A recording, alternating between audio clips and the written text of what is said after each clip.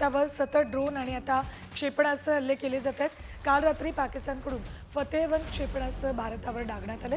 भारताकडून या हल्ल्यांना योग्य उत्तर देण्यात आले। पाकिस्तान भारतावर हल्ला करण्याचे सतत अयशस्वी प्रयत्न करत आहे। पाकिस्तानच्या प्रत्येक हल्ल्याला भारत चोख प्रत्युत्तर देतो।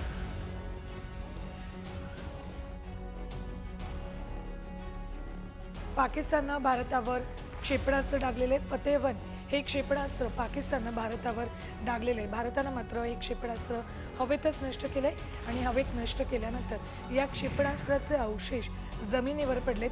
ती स्क्रीनवर थेट जाऊयात आमचे प्रतिनिधी विशाल सवणे यांच्याकडे। विशाल, भारतानं फतेह 1 ला हवेतच नष्ट केले आणि त्याची दृश्य आपण स्क्रीनवर दाखवतोय। महत्त्वाचं म्हणजे पाकिस्तानचे जे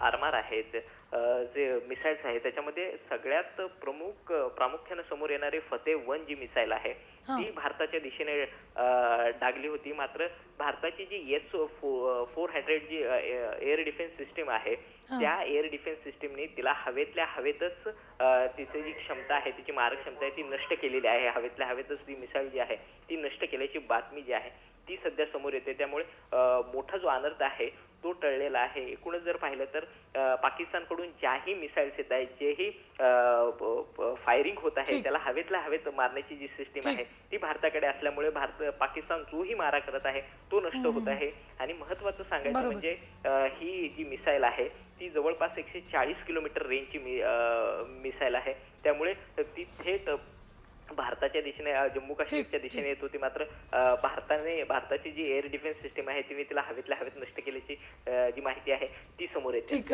विशाल, धन्यवाद संपूर्ण माहितीसाठी। तर भारतानं फतेह 1 ला हवेतच नष्ट केलेलं आहे। तर पाकिस्तानकडून